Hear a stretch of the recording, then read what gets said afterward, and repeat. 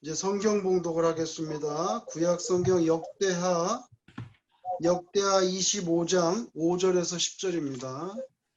구약 성경 689페이지, 구약 성경 689페이지, 역대하 25장 5절에서 10절까지 한 절씩 교독하고 마지막 10절은 같이 읽겠습니다. 25장 5절 제가 먼저 봉독합니다.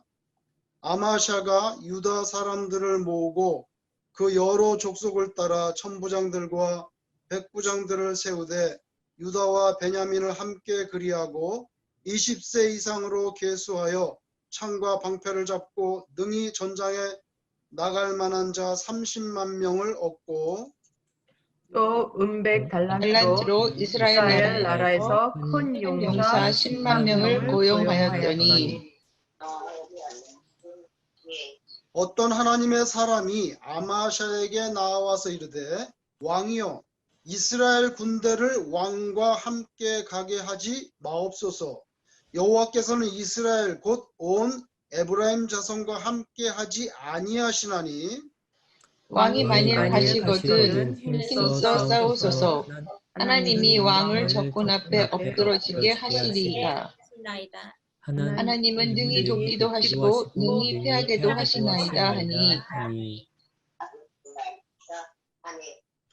아마샤가 하나님의 사람에게 이르되 내가 100달란트를 이스라엘 군대에게 주었으니 어찌할까? 하나님의 사람이 말하되 여호와께서 능히 이보다 많은 것을 왕에게 주실 수 있나이다 하니라. 아마샤가 이에 에브라임에서 자기에게 온 군대를 나누어 그들의 고향으로 돌아가게 하였더니 그 무리가 유다 사람에게 심히 노하여 분연히 고향으로 돌아갔더라. 아멘. 아멘. 뭐 또 전쟁에 같이 가자고 불러드릴 때는 언제고 또 갑자기 돌아가라고 하니까 북쪽에 있는 이스라엘 그 군대들이 이거 뭐 장난치는 것도 아니고 뭐 하는 거야? 이렇게 해서 아마 대단히 그 격노한 가운데 돌아갔던 것 같아요. 그래서 오늘 함께 읽은 10절에 보면 그 무리가 유다 사람에게 심히 노하여 분연히 고향으로 돌아갔더라. 뭐 연합군을 결성해 가지고 전장하자고 불러놓고는 또 뭐 그냥 가라고 하니까 굉장히 화가 났던 것 같습니다. 경제 용어 중에 매몰 비용이라고 하는 그런 말이 있는데요. 이미 지출되어 버린 비용 가운데 회수가 불가능한 거, 뭘 투자했는데 회수가 불가능한 거, 그걸 매몰 비용이라고 합니다. 여러분 만약에 제가 어떤 상품을 하나 만들어 가지고 팔려고 그 일간지 신문에 광고를 만약에 제가 냈다고 생각해 보세요. 그러면 광고를 냈으면 신문사에 광고비를 내야 되잖아요. 그런 거는 다시 제가 돌려받을 수가 없어요. 한번 지급하면 끝입니다. 다시 회수가 안 되는 거, 그거 매몰 비용이라고 그래요. 근데 여러분 공장이나 토지나 무슨 뭐 창고에 쌓이면 재고 물품 같은 경우 그런 것들은 급하면 그건 팔아가지고 현찰로 만들 수 있잖아요. 그렇게 현찰로 만들 수 있는 것은 고정 비용, 매몰 비용이 아닙니다. 돈으로 만들 수가 있어요. 그런데 매몰 비용은 어떤 이유로든지 간에 회수가 불가능한 거, 그걸 매몰 비용이라고 하는데, 근데 이런 매몰 비용이 발생했을 때 그게 미련이 있단 말이죠. 아, 내가 그게 돈을 많이 들였는데, 그래서 이미 실패했거나 아니면 앞으로 실패할 것으로 예상되는 일에 아이 그래 내가 거기다 돈을 많이 투자했는데 그 생각 때문에 자꾸만 시간을 들이고 노력을 들이고 또 돈을 계속 보태고 투자하는 거, 그는 어리석은 일이 될 수 있다는 거죠. 그래서 이것을 매몰 비용의 오류라 이렇게 말을 합니다. 투자한 거 너무 아까워 가지고 포기 못하는 거, 그게 매몰 비용의 오류죠. 이미 지출됐는데 회수 불가능한 상태를 두고도 말하자면 본전 생각에 나가지고 포기하지 못하고 집착하는 거. 어떤 사람이 카지노에 갔는데 계속 돈을 잃고 있어요. 그 잃어버린 돈은 회수가 안 돼요. 이미 매몰 비용이에요. 근데 계속 거기다가 이제 돈을 넣는 거예요. 주식도 마찬가지죠. 어떤 분이 주식에 투자했는데 너무 내려가가지고 회복될 가능성이 없는데 본전 뽑을 때까지 못 나가 안 하는 뭐 이런 거. 그래서 매몰 비용 같은 그런 것들은 뭔가를 나중에 결정할 때, 의사 결정할 때는 딱 잘라서 이렇게 제외해 놓고 신경 끄고 그 다음에 의사 결정을 해야 되는데, 그게 합리적인데, 근데 이거 이론적으로는 알고 있지만 막상 자기가 당하면 힘들단 말이죠. 본전 생각이 나기 때문에. 여러분, 사람은 손해를 보면 볼수록 머리가 이게 합리적으로 돌아가는 게 아니라 자기가 손해를 봤다 그러면 그때부터는 이제 감정이 발동해가지고 그 감정을 따라가는 거예요. 이미 지불한 비용이 아까워서 적시에 다른 합리적인 그런 선택을 내리지 못하는 겁니다. 오늘 본문에 남쪽에는 유다가 있고 북쪽에는 이스라엘이 있습니다. 솔로몬 왕이 죽은 다음에 이렇게 남북으로 나뉘었죠. 우리 대한민국하고 똑같아요. 남북으로 나눠졌어요.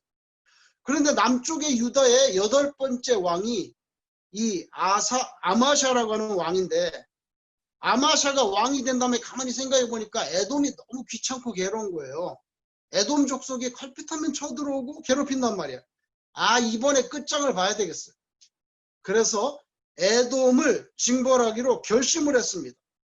그래서 군대를 유다 땅에서 모아보니까 오늘 본문에 보면 약 30만 명 정도, 전장에 나갈 수 있는 병력 30만 명 정도라고 그렇게 오늘 성경에 보니까 나옵니다.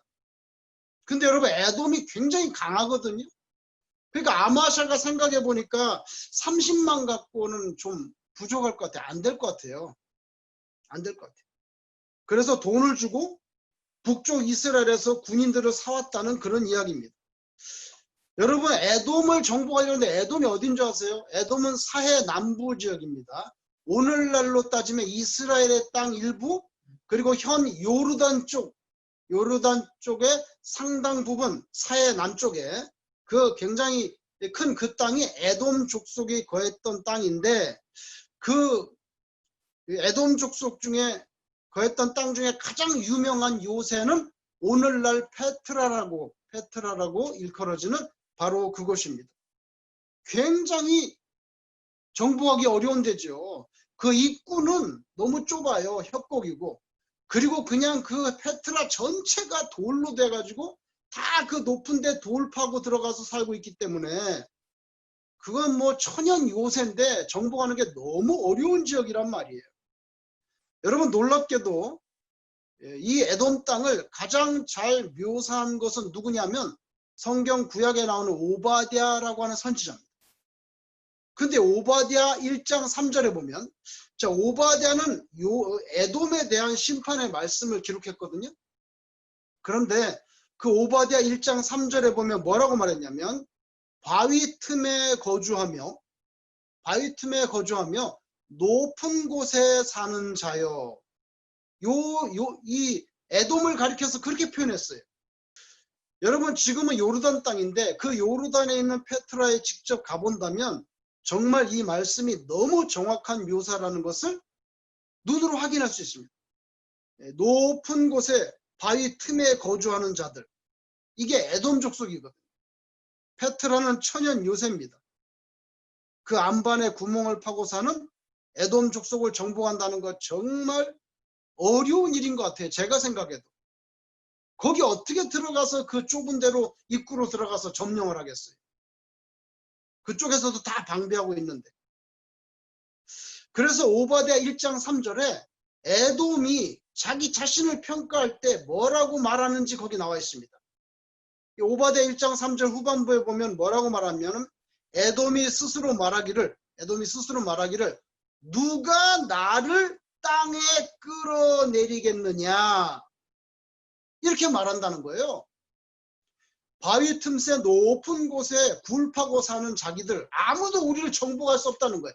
누가 나를 땅으로 끌어내리겠느냐는 거예요. 그렇게 말한다는 거예요. 오바댜의 표현에 의하면. 근데 이게 빈말이 아닙니다. 굉장히 정복하기 어려운 그런 땅이 에돔이에요.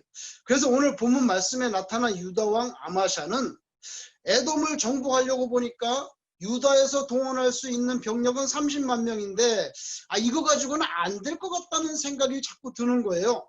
그래서 오늘 성경에 보니까 아마샤가 은 100달란트를 돈을 주고 북쪽 이스라엘에서 용병 10만 명을 사가져왔어요. 용병 10만 명을 사가져와서 이제 그러면 40만이 되잖아요. 40만의 대군을 이끌고 페트라 그쪽으로 이제 진격하려고 그러는데 느닷없이 하나님께서 어떤 사람을 보냈어요. 오늘 본문에 보면 그 사람의 이름은 나오지 않습니다. 뭐 이 세상에는 아주 막 그냥 유명한 그런 기라성 같은 목사님들이 많이 있잖아요.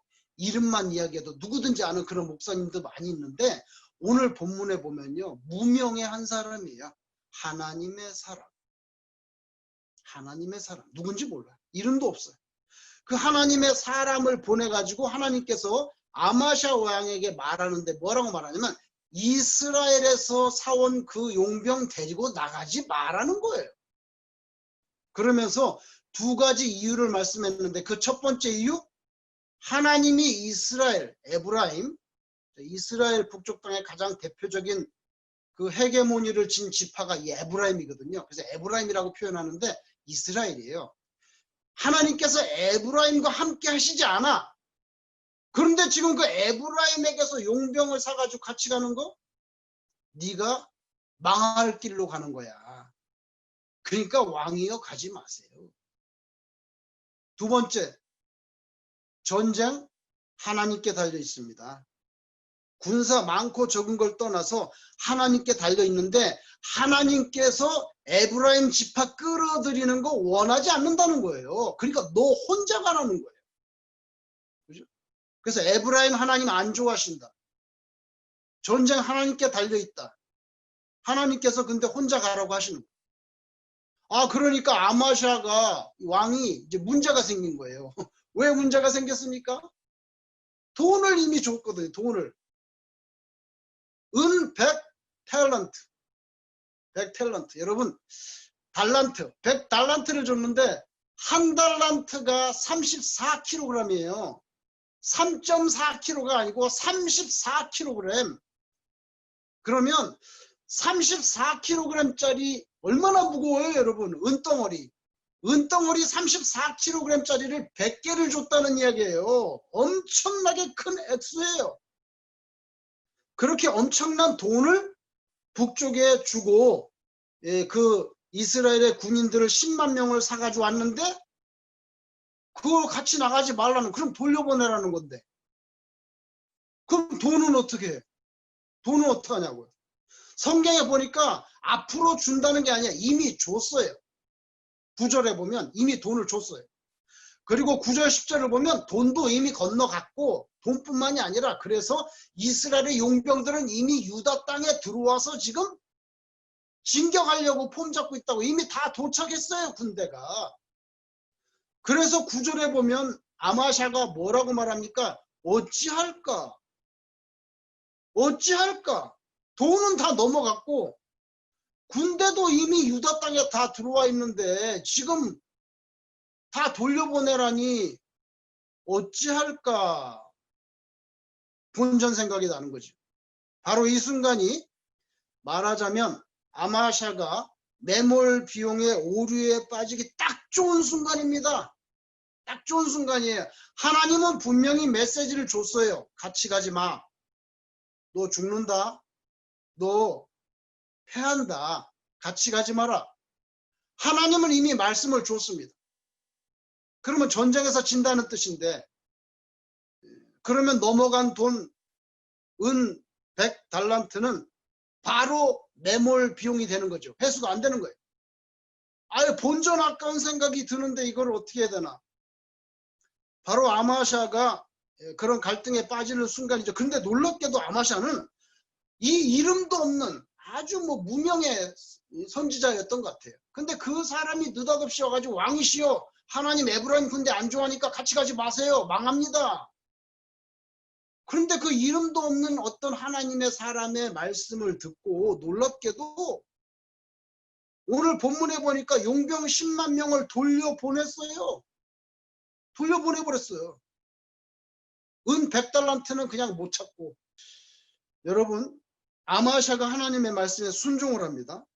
정말 인간적으로 생각해 보면 은 34kg짜리 덩어리 100개가 넘어갔는데 용병을 한 번도 써보지도 못하고 돌려보냅니다.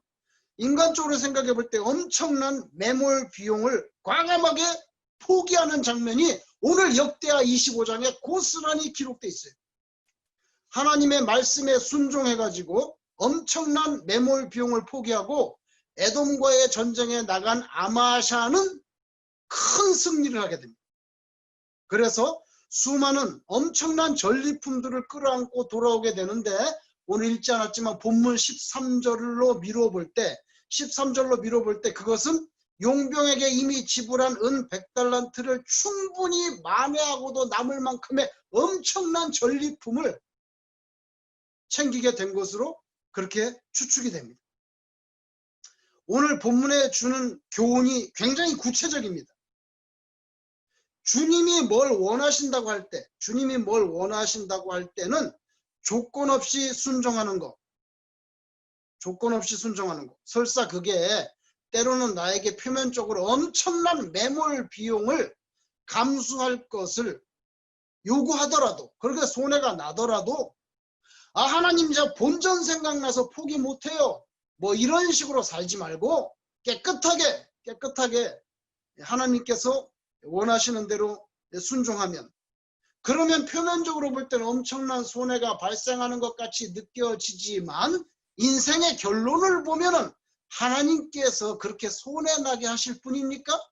하나님께서 뭐가 부족하다고 믿는 신자들의 주머니를 비우시게 하겠습니까? 전지전능하신 하나님인데 결코 손해나게 하시지 않는다는 거죠. 오늘 본문에는 그런 교훈을 받아요. 그런데 역대하가 25장이 우리가 10절까지 읽었는데 역대하는 28절까지 있거든요. 그 역대하 25장 28절까지 끝까지 다 내려가면 이제 가슴에 문제가 생겨요. 역대하 25장을 끝까지 읽어보면 이렇게 위대해 보이는 아마샤의 또 다른 아주 어두운 모습이 나타납니다. 그게 뭔지 아세요?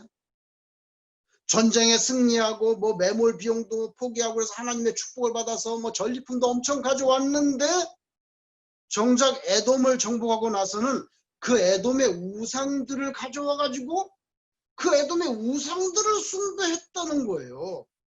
이런 황당한 일이 발생했어요. 그러니까 하나님께서 이번에 또 다른 선지자를 보냈습니다. 그래서 하나님께서 또 다른 선지자를 보내서 그것에 대해서 명백히 경고를 합니다. 경고를 하는데 아주 모욕적인 언사로 단숨에 아마샤가 거절해버려요.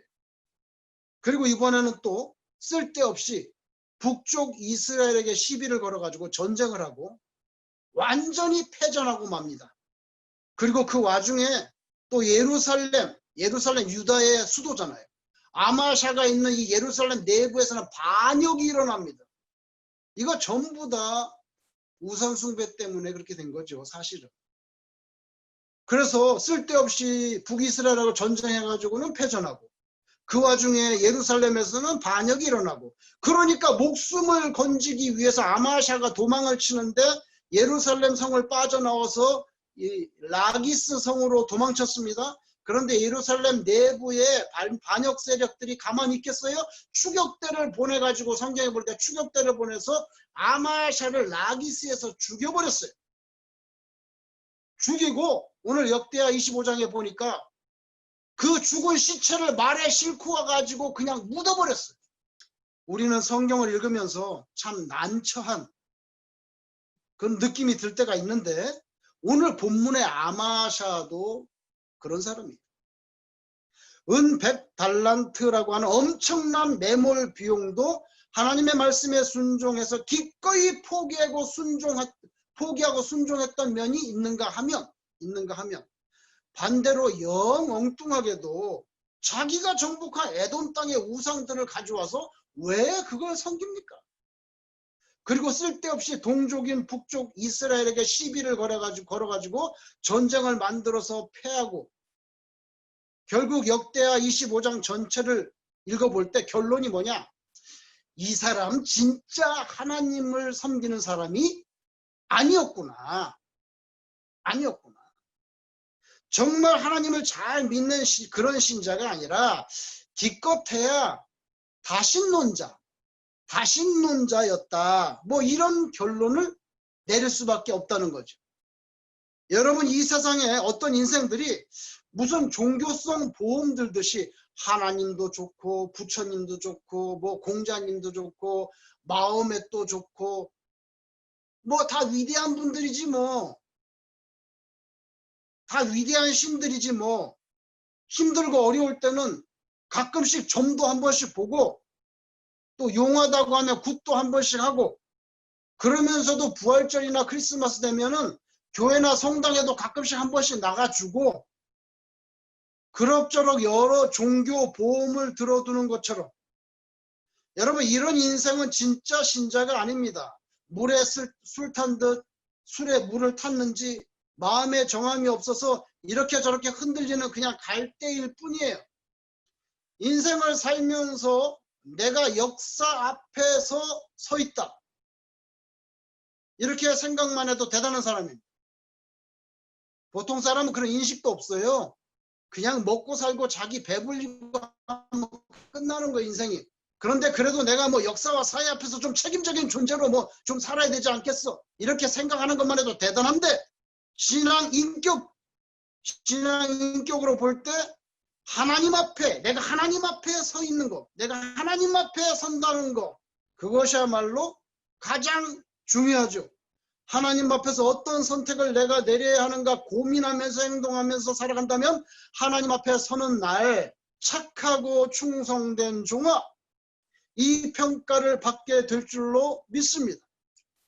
이처럼 하나님 앞에 선다는 것은요, 영원이라는 시간이 걸린 이슈죠. 왜? 하나님 앞에 마지막 평가는 영원한 평가니까. 그래서 우리 전부 모두가 단지 역사 앞에 서는 그 정도를 넘어서서 매 순간 영원하신 하나님 앞에서 내가 살아가기를 소망하는 것입니다. 전체적으로, 포괄적으로, 온전히 성삼일체 하나님만 섬기지 않고 가끔씩 아니면 부분적으로 partially 이것저것 챙겨보려고 한다고 하면 그건 주님께 크레딧이 없어요. 요한계시록 3장 15절 16절에서 예수님께서 딱 부러지게 말씀하지 않습니까? 라오디게아 교회에 말씀하시기를, 내가 네 행위를 아는데 네가 차지도 않고 뜨겁지도 않아. 네가 차든지 뜨겁든지 하기를 원하노라. 네가 이같이 미지근하여 뜨겁지도 아니하고 차지도 아니하니 내 입에서 너를 토하여 버리리라. 토해 버린다는 말씀을요, 좀 더 리얼하게 표현한다면 역겹다는 거 아니겠어요? 나를 따라오려면 확실하게 따라오고, 아니 그렇게 뜨뜻미진하게 하려면 난 토해 버릴 거야. 뭡니까? 역겹다는 것입니다. 구약 성경에 참 인상적인 구절이 있어요. 그게 뭐냐면, 하나님께 제사를 드리는데 구약 시대에 이제 뭐 양이나 소나 뭐 가져오지 않아요? 염소나. 그런데 자기 집에 양이 뭐 한 막 100마리 있어. 100마리 있는데 6월절에 양을 잡아야 되는데, 가만히 보니까 그 중에 뭐 이제 뭐 털이 뭐 병이 들어서 다리를 전다든지, 털이 뭐 빠졌다든지, 피부병이 있다든지, 뭐 양들 중에서 시원찮은 거 있잖아요. 상품적인 가치가 없는 거. 그거를 골라가지고 하나님께 드리는 거예요. 싱싱하고 좋은 거는 다 집에 놔두고, 하나님께 뭐 제사 드릴게 생색은 내야 되니까 또 내 체면상 가만히 있을 수는 없지. 그러니까 이제 제사를 드리는데 비리비리하고, 그런 것들 병들고 피부병 있고 털 빠지고 다리 저는 거, 이런 거 갖고 와서 하나님께 드린다 이거예요. 그 구약 성경이 뭐라고 가르칩니까? 털이 빠지거나 그래서 우묵해졌거나 다리를 절거나 피부병을 그런 거 좀 가져오지 마라. 그러면서 뭐라고 말씀하셨어요?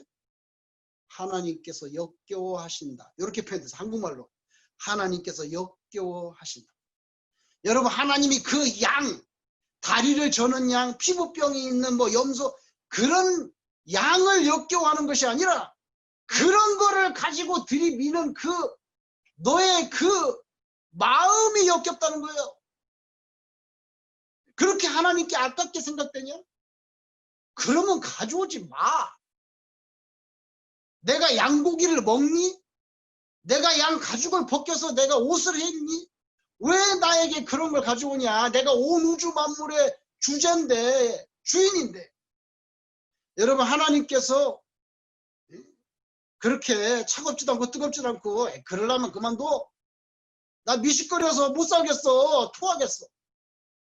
여러분 하나님께서 내 입에서 너를 토하여 버리겠다는 거 이건 역겹다는 이야기 아니겠어요? 온전한 마음, 온전한 마음. 영어 성경에는 with a whole heart를 했어요. whole heart, 마음 전체를 다 묶어서 주를 섬기지 못하고 물질도 섬기고 때로는 내 자존심도 섬기고 내 명예도 챙기고 그 밖에 뭐 세속적인 가치들 이것저것 좀 다 챙기면서 거기다가 신앙이라고 하는 숟가락을 하나 더 얹어 놓는 듯한 그런 거 주님께 크레딧이 없다는 겁니다. 그렇게 살려고 하는 그 존재 방식, 그런 태도 주님께서 역겨워하신다는 거 아니겠어요? 토한다는 거. 여러분 우리는 로마 총독 빌라도 아시죠? 빌라도 아시죠? 그 빌라도가 제가 인간적으로 볼 때 참 안 됐어요. 왜냐하면 성경을 읽어보면 빌라도는 예수님이 아무 죄가 없다는 걸 너무 잘 아는 사람이에요. 너무 잘 알기 때문에 어떻게든지 간에 예수님을 좀 살려보려고 나름대로 노력을 했다는 게 요한복음에 보면 너무나 확 느껴지잖아요. 내가 뭐 그 죄를 못 찾겠는데 이렇게 말하거든요. 그리고서 마지막에 뭡니까? 야, 그 6월절 우리나라 광복절 특사처럼 6월절에 죄인 하나 놔주는 거 있는데 누구를 놔줄까? 요거는 빌라도가 혹시라도 지금 막 예수님을 막 죽이라고 하는 저 사람 중에 그 광복절 특사처럼 6월절 특사로 나사렛 예수를 놔주시오 이런 말이 나올 수 있도록 이렇게 유도를 하는 거거든요. 유도를 하는데 엉뚱하게 그냥 바라바를 택해버렸잖아요. 그러니까 인간적으로 보면 빌라도가 상당 노력했다는 게 요한복음에 보면 그냥 팍팍 가슴에 느껴집니다. 그런데도 마지막에는 나사렛 예수를 만약에 무죄로 석방할 경우에 저기 지금 예수 죽이라고 하는 그 대제사장들의 그 압력을 받아서 막 소리 지르고 회유된 저 무지한 군중들, 저 예루살렘 유대인들이 이 결정에 자기가 무죄로 예수님을 풀어주면 그 결정에 항거해가지고 유혈폭동을 그것도 정치적으로 가장 민감한 시즌인 이 6월절이 뭡니까? 옛날에 430년 동안 이집트에서 노예 생활하다가 이스라엘이 독립한 날이잖아요. 6월절이 말하자면은 이 정치적으로 민감한 시즌에 내가 예수를 갖다가 무죄라고 풀어주면은 유혈폭동이 일어나면 빌라도 자신이 위임받아서 통치하는 이 로마의 식민지 유대 땅에서 무력 독립 항쟁의 단초가 그게 그냥 기화가 돼가지고 로마의 무슨 항거하는 그런 무력 항쟁의 단초가 될지도 모른다는 가능성을 빌라도는 내다본 거죠. 그런 정치적인 안목을 가지고 있기 때문에 어떻게든지 조용히 끝내야 되는 거예요. 조용히. 그래서 빌라도는 그런 정치적인 안목을 가지고 무지한 예수님의 생명 그리고 내 자신 빌라도 자신의 정치적인 생명 이 두 개를 갖다가 저울질하면서 마지막에는 예수님을 희생양으로 그냥 버린 거죠. 성경에 십자가에 내어주고. 근데 여러분, 그렇게 자기 정치적인 생명, 거기서 유혈폭동 일어나가지고 또 막 로마 군대가 진압을 하고 그러면은 또 로마 황제한테 자기, 야, 그거 조그만 그 팔레스틴 땅 변방 그것도 하나 제대로 못 다스리냐고 고가 점수 깎이고 문책 당하고 그럴 것 같은데, 그래서 자기 정치적 생명 때문에 예수님을 갖다가 무죄인 줄 알면서도 죽여버렸는데, 정작 그 빌라도는 마지막에 어떻게 죽은 줄 아세요? 빌라도는 로마의 총독으로 유다에 파견됐는데 10년 동안 총독으로 있었어요. 딱 10년. 딱 10년으로 있고 AD 37년에 이제 그 총독에서 잘려가지고 평민으로 돌아가는데, AD 37년에 평민으로 돌아갔을 때 로마의 세 번째 황제, 3대 황제 칼리굴라가 빌라도를 사형시킵니다. 그 총독으로 있을 때 사마리아의 정치 잘못해갖고 사람을 죽였거든요. 그래서 문책성으로 사형시켰어요. 근데 사형을 당한 게 아니고 칼리굴라가 이제 빌라도를 사형 집행한다고 통보를 하니까 빌라도가 그 통보를 받고 자살해버렸어요. 그래서 그렇게 비극적인 죽음을 맞았던 사람이 빌라도입니다. 여러분, 무고한 예수님의 생명을 십자가에 내어준 사람, 바로 빌라도죠.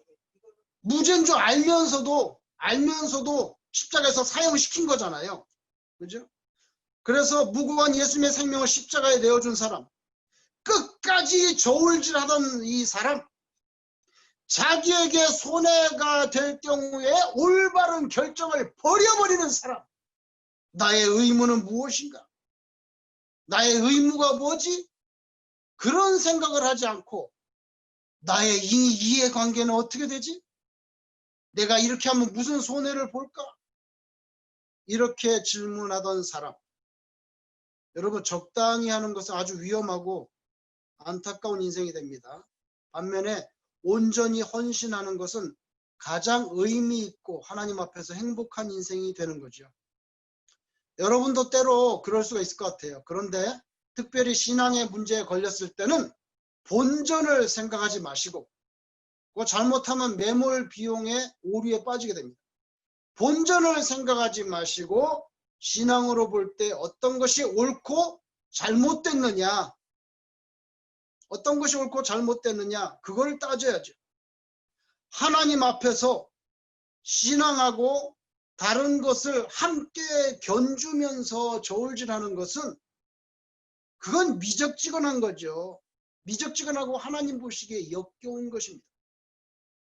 아마샤나 빌라도나 다 그냥 그렇고 그렇게 살다가 인생 끝났어요. 그런데 성경의 요셉이라든지 모세라든지 여호수아라든지 사무엘, 다니엘, 에스더, 예레미야, 이사야, 에스겔, 욥, 베드로, 바울, 한번 생각해 보세요. 완전히 다르게 살았어요. 아마샤처럼 살지 않았어요. 빌라도처럼 저울질하지 않았어요.